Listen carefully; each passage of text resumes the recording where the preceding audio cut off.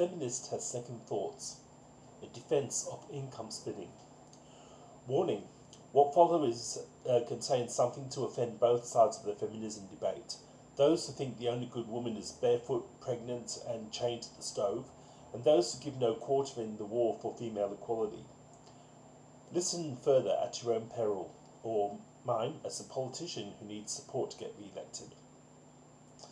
I'm one of those women who actually admits to being a feminist. Well, there goes the barefoot and pregnant brigade. My memories of what life was like of one of my sex before the feminists of the 1960s are too horrible.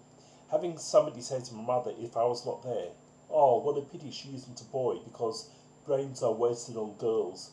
Being told by a teacher when asked why only boys could be altar servers, girls would defile the altar. Seeing a woman I knew bullied and beaten by a husband, which led to bitterness and cynicism about church demands that wives obey their husbands, and feeling a growing sense of anger at the different ways that males and females get treated. Recently, I came across an article published in 1958 and reprinted with deliberate irony on a tea towel by the Office of the Status of Women. Advice to female readers of the role in life included: your job. Keep away from jobs which are strictly men's jobs. They won't thank you for competing. Your husband. Let him make the decisions. You married him, didn't you? Well, trust him. Trust him like the boss in front of other people. Your talk. Act dumb. Whatever men tell you, they never think a woman is feminine if she uses her brains. Don't use slang or big words. Even baby talk is better than that. Such were the expectations for women when I was a teenager. A little later, the discovery of Betty Friedman's The Feminine Mystique demonstrated to my immeasurable relief that I was not alone. In spite of media attempts to portray feminists as viragos who shaved their heads rather than their legs, and spent the time burning structurally supportive female underwear, I never ceased being grateful to the trailblazers and committed to a fair go for women as human beings. Not have women as a group yet achieved full equality. In May of 1994, average female full-time earnings were 80% of those of males, according to the Bureau of Statistics.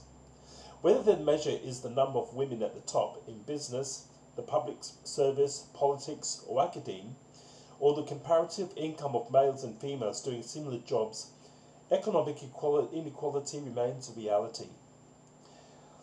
So does social inequality. Dale Spender's studies of classrooms interaction reveal that, however well-intentioned and sensitive the teacher, even Spender herself, male students get the lion's share of the teacher's attention in co-educational classes.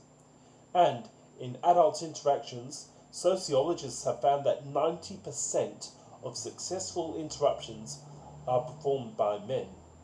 If a woman is speaking and a man interrupts, the group will tend to transfer its attention to the male, but not vice versa. Then, there is the backlash against female equality and opportunity, documented by Susan Faludi. We have seen the new right politicians condemn women's independence, anti-abortion protesters firebomb women's clinics, the sharp increase in rape, the rise in pornography that depicts extreme violence against women, a survey of mystery fiction finding the numbers of women tortured and murdered mysteriously multiplying, or the word that in 1987 the American Women in Radio and Television could not award its annual prize for ads that featured women positively. It could find no ad that qualified. Yet, in knowing all this, I'm still having second thoughts. Here's where I lose the women warriors. Is there anybody left?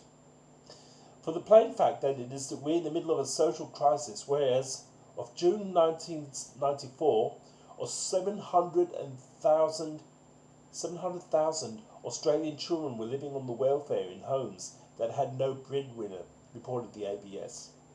The national unemployment rate has, in the 1990s, topped 12%, until we've become numb to figures that would have toppled governments in the past. In July of 1995, the report of 8% was accepted uncritically as something to celebrate. Of course, it was an improvement in the recent past, but there was no comparison with what had been worth celebrating a generation ago, and no questions were asked about how many of the 92% could get part-time jobs, or had discouragement in giving up looking for a job at all, or were in disguised unemployment in an endless round of training schemes. Our values have changed. We accept an underclass. As a student in the 1970s, I recall the forecasters seeing two alternative futures for work. The first is that we would move into a leisure society where the gains of productivity would allow all of us to enjoy more affluence for less work, shorter working hours, or perhaps a 3 or even 4 day work. The second forecast saw some of us working harder and harder with longer hours and less leisure, whilst the others didn't work at all. Tragically, it was the second scenario that was closer to the mark. In some areas, such as Sydney's Auburn, unemployment rates have gone as high as 25% in 1993. Other cities and rural Australia have been hurt more by unemployment than Sydney. Long-term unemployment appears endemic, so that life on welfare is the norm for many families.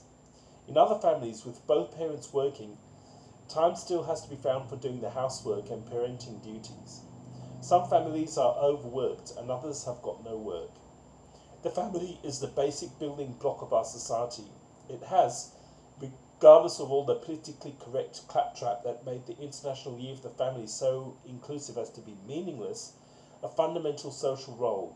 The creation, nurturance, and raising of the next generation of citizens, a task that, in the eagerness to avoid homosexual lobbyists, received less attention than it did in 1994.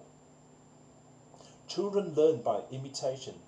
They need role models, and in a family living in welfare, one particular role is missing, that of the breadwinner.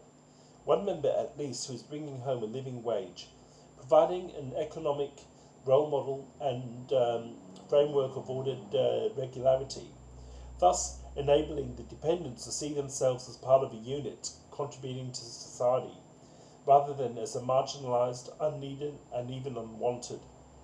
This in no way is disparaging of disabled parents who might not be able to work, but are clearly positive role models for the children of courage and overcoming difficulties.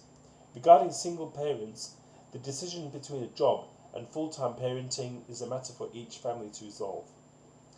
Ingrained in our value system is the belief that it is better to give than receive, to be givers rather than takers. Equally ingrained is the centrality of work as a source of personal identity, self-esteem, and achievement. We try to destigmatise welfare, but for people with pride and dignity, it still hurts to be dependent and unneeded. And for those who think that society owes them a living, it's time that they think again. A number of strategies would provide more opportunity, more dignity, more hope for the unemployed than from what is now no room in our economic inn. For a start, we have to confront the trade unions that have made an art form of purporting to represent the underdog, a claim that might have been accurate in the 19th century, or at least in times of full employment. The unions aim to raise the benefits of those already working, regardless of the fact that increasing the cost of jobs constricts the likelihood of creating new ones. I don't agree with this rationale. It's what unionists pay the dues to get, but it's not protecting the underdog. Today, the underdog is the person on the dole.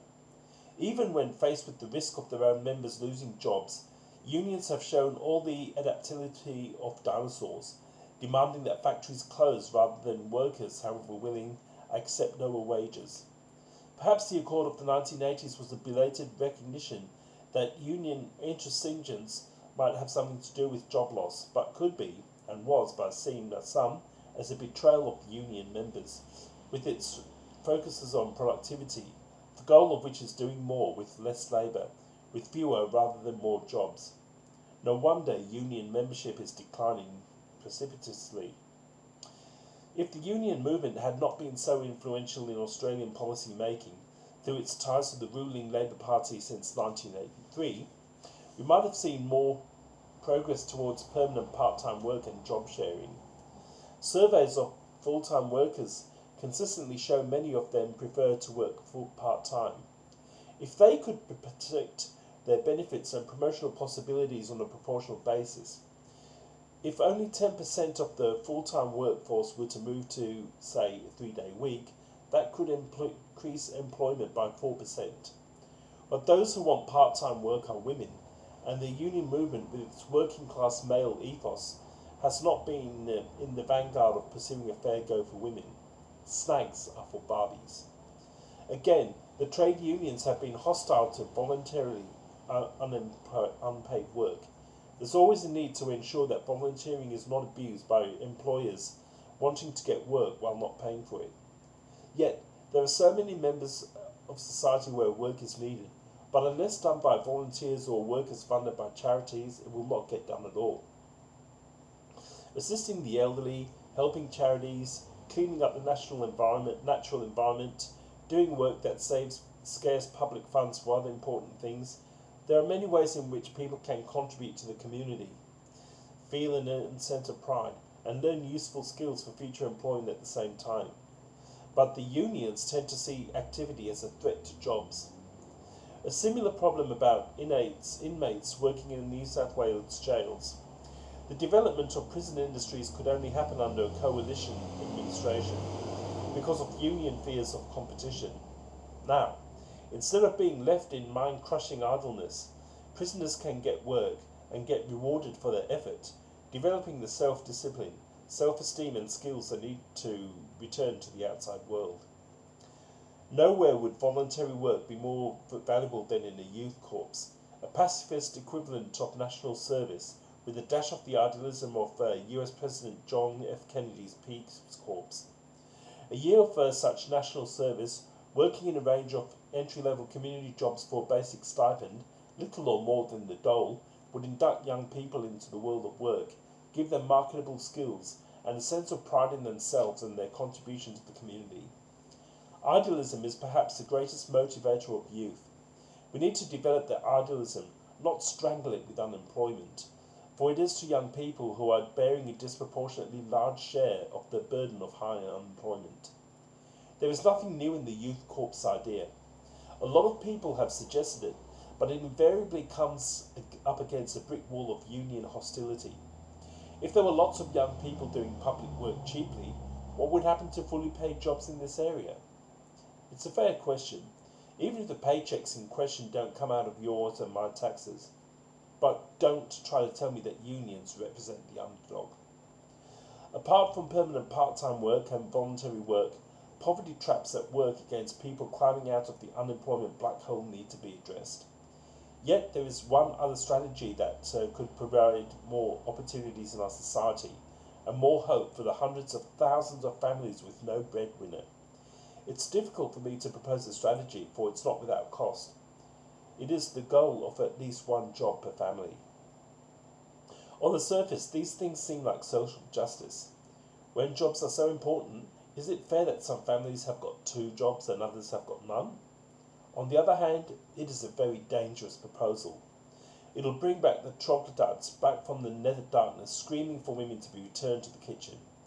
It also smacks dangerously of socialism, with the dead hand of bureaucracy dividing economic benefits without regard to the individual and incentive, and at the end of that particular corridor are the food queues of the Soviet Union and the Orwellian truism that all animals are equal, but some animals are more equal than others, with the more equal ones being those who wield the bureaucratic power. Consequently, it is necessary to emphasize that I'm not proposing any kind of coercion or any implication that jobs should be allocated other than merit amongst individuals competing freely in the employment marketplace. That is social justice of the most fundamental kind, even if it brings no comfort to the troglodytes. Nor would blanket rules about women's place being in the home address the problem at hand, because in many families the mother is the breadwinner or the only parent. That was another reality of my childhood. Women struggling to support families on wages that were 2/3 of single males doing the same work. I remember too life as a university student on a teaching scholarship that paid substantially less than the scholarships of the male students. If some families have a need for two incomes, then that too is a fact that needs to be acknowledged and respected. They should have the freedom to make that choice if they're able to do so. Ultimately, all that the government can do is provide encouragement towards a direction it sees as socially desirable. Here, the obvious solution is to allow spouses to pool their income for taxation assessment. Income sharing would reward families where one spouse stays at home by allowing, say, a 50 grand single income to be taxed as two $25,000 incomes, thus greatly reducing the tax rate. The family where one spouse works only part-time could also benefit from such a proposition. It might seem a costly tax perk for higher income families, but in fact could be relatively cheap or even revenue neutral. If it frees up jobs, spending time more widely so that families currently on the dole gain a breadwinner, then the revenue it costs in taxes might be balanced by the revenue saved in the dole checks. Such an arrangement would have to be gender neutral. There is no law carved on tablets declaring that a home parent has got to be female just as well. Because in our family, my husband Ian was a home parent and he did a wonderful job. A rule forbidding married women to work, a social reality in, for example, the public service until a generation ago and in Broken Hill for considerably longer, may well have meant our family going on to unemployment benefits when Ian developed a bad back, a serious problem for anyone on the land as we were. Still, even the political correctness of gender neutrality cannot disguise the likelihood that people most likely to take up tax-saving option of retiring from the workforce would be women. Women still tend to earn less than men, and women's careers still tend to take second place to their husbands and get interrupted by the pregnancy, childbirth and breastfeeding. When, in the 1980s, John Howard suggested income splitting as a tax benefit for families, he was howled down by angry feminists who felt that his agenda was really the barefoot and pregnant one. Yet, high unemployment now is even more endemic, and Australia is increasingly unequal. A major study by labour market economist Professor Bob Gregory, released in April 1995, found that the average income of people in the bottom 5% of neighbourhoods was 60% than that of those in the top 5% of neighbourhoods in 1976, but had dwindled to 40% by 1991. The difference was that largely women's work, while employment fell by 40% in the poorest neighbourhoods, the proportion of women employed increased by 10% in the top 50% of neighbourhoods. Gregory's conclusion is that the increasing proportion of working women is concentrated among the better off. His research is a reinforcement of my concern that jobs are becoming concentrated, with many families having two and many others none. Further, given the economic ghettoisation of Australia's major cities, where most of our population is located, the no-job and the two-job families are increasingly concentrated in separate areas, thus magnifying the shortage of working role models for disadvantaged children. As of December 1994, unemployment in some local areas was 3 or 4 times higher than others. In responding to Professor Gregory's report, Eva Cox, the head of the Women's Economic Think Tank, said that middle-class women were taking the jobs being created at the bottom of the labour market. Middle-class women tend to come from middle-class areas. To some extent, family splitting, income splitting, well, I know, slow women's march to full equality, and that pains me, because such equality is nothing less than a fundamental human right. Yet many of our social choices are not between good and evil, but between good competing needs for finite resources. The world is mostly not black and white, but various shades of grey, or technicoloured. The trouble is, all of us see different colours differently. Now, in a society that has ignored and even punished families for too long, there is a more important need. We must give our children hope, especially the hundreds of thousands of children who continue to live in families with no breadwinner.